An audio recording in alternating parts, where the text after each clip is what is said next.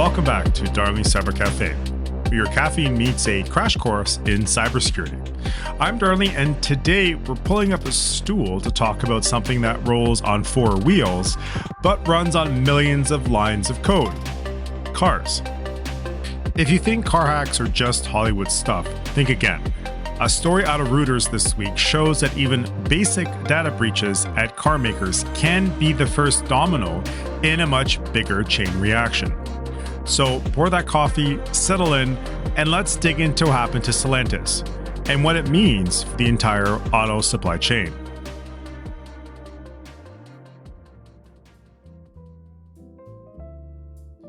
Here's the news. Stellantis. That's the parent company of Chrysler, Dodge, Jeep, and Ram. Disclosed over the weekend that it detected unauthorized access at a third-party service provider's platform. This platform supports Stellantis' North American customer service operations. According to the company, only basic contact information was exposed.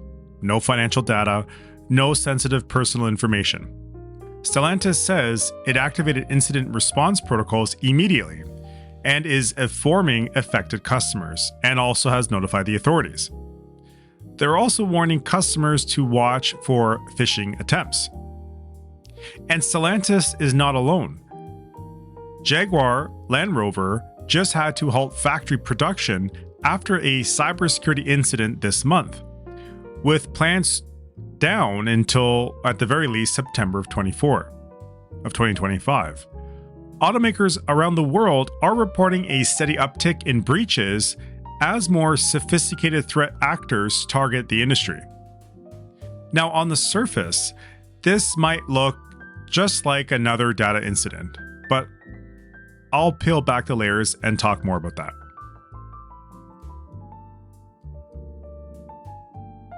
Cyber in the auto industry. Modern automakers are not just bolting parts together anymore. They're operating sprawling digital ecosystem. Think about it.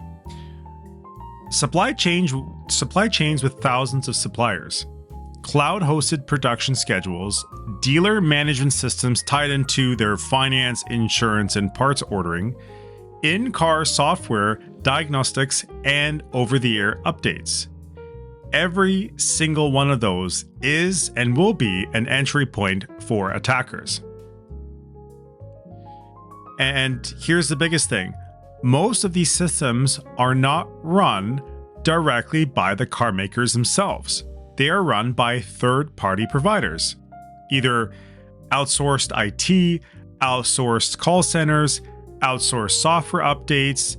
That makes vendor risk business-critical task. Even a breach that exposes nothing but names and emails can and will be weaponized. Attackers craft convincing phishing campaigns targeting customers or dealers. They can try to pivot into internal networks to escalate privileges or just to disrupt operations. Now, I've already seen ransomware groups hitting manufacturing plants, part distributors, and logistics providers. The auto industry has become a ludicrous target because downtime costs millions per day. Now, just in Jaguar Land Rover's case, production stopped completely. Imagine that cost per hour. So how can a cyber attack cascade? So let's run a scenario. You're an attacker. You compromise a customer service platform at a big automaker. Maybe you grab their contact data. You use that phish to the phishing attack for employees with more access, more administrator access. From there, you jump into the supply chain management system. Now, orders to suppliers are corrupted or frozen. Assembly lines run out of critical components like chips, seatbelts, airbags, like within hours. Dealers can't access financing or service systems, and their logistics firms can't see where the parts need to go. So what's the result here?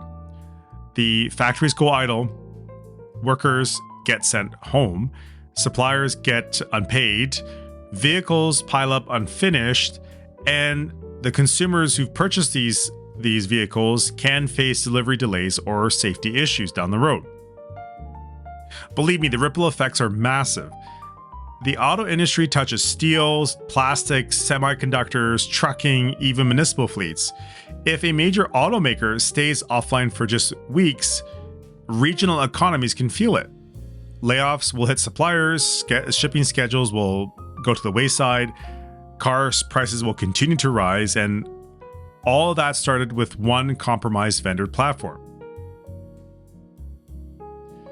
So what can we learn from Stellantis' breach, even if it seems minor from the outside?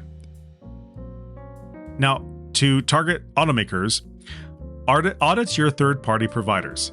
Treat vendor access like you treat your own crown jewels. You need to segment systems. Make sure customer service data cannot be a backdoor into production networks. Harden your supply chains. Build redundant systems. Create offline backups and contingency plans. Test incident response. This is a big one I see a lot of bigger players don't do.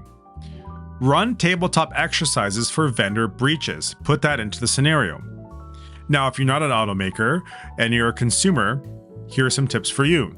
Be skeptical of any email or text claiming to be from your car maker, especially about recalls or warranties. Don't click this. Go directly to the official website or call verified numbers. Again, information, website, phone numbers that are not included in that email. Understand that your car's data isn't just in your glove box, it's in multiple third-party systems. Strong, unique passwords on any connected accounts are still your first line of defense. So that's the cyber coffee for today. Stellantis' breach may not have been catastrophic, but it's a flashing warning light on the dashboard of the global auto industry. Cars are not just machines anymore, they're part of a huge digital ecosystem, which makes them a massive target. As we move into the era of electric, connected, and even autonomous vehicles, the stakes here are only higher. The lesson and the takeaway is cybersecurity is not an optional feature. It is as essential as brakes and seatbelts. And as these cars continue to get more computerized, cybersecurity should be on the forefront of these operations as we eventually move away from the standard internal combustion engines. Or even so, the technology that's implemented in the internal combustion engines are also a key takeaway here in terms of making sure that cybersecurity is the forefront of everyone's mindset here. Thank you for tuning into Darnley Cyber Cafe. Until next time, stay patched, stay cautious, and keep sipping that coffee. Remember, knowledge is power.